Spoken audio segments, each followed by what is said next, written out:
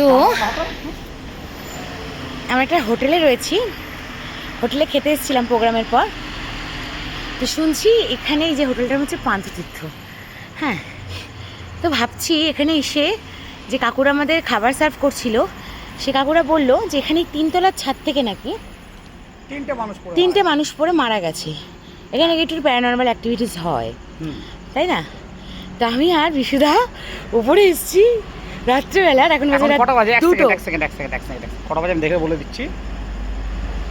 এখন বাজে পাক্কা 2:04। আমরা ভূত খুঁজতে এসেছি।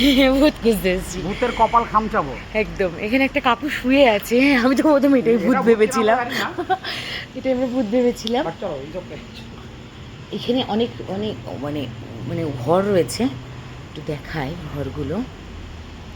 এই যে এখানে একটা ঘর রয়েছে ভেতরে, ঠিক আছে? এই যে ভেতরে ঘর, ঘুটঘুটে অন্ধকার। ও মা, এখানেও তো কেউ শুয়ে আছে। চলো ওসব দেখলাম নেই, তাহলে ভাড়া দেওয়া হয়, কোনো সমস্যা নেই। আচ্ছা, তার মানে এখানে ভূত নেই, ভূত নেই না, এটা পুরো ফালতু কথা বললো। চলো। চলো গাইস, 3 মানুষ মারা গেছে। উপর থেকে একজন ছাদ থেকে একজন ট্যাঙ্কি পরিষ্কার করতে গিয়ে পড়ে মারা গেছে, একজন ইলেকট্রিক মিস্ত্রি পড়ে মারা গেছে, আর একজন ইয়ে করতে কি আরটা কি বললো, আর কি যেন একজন কি একটা পরিষ্কার করতে গিয়ে মারা গেছে, ঠিক আছে?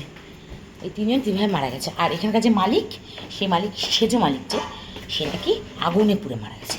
তো ওরা এখানে বলছে যেটা প্যারানর্মাল, বাট সেরকম কিছু দেখলাম না। Tata guys.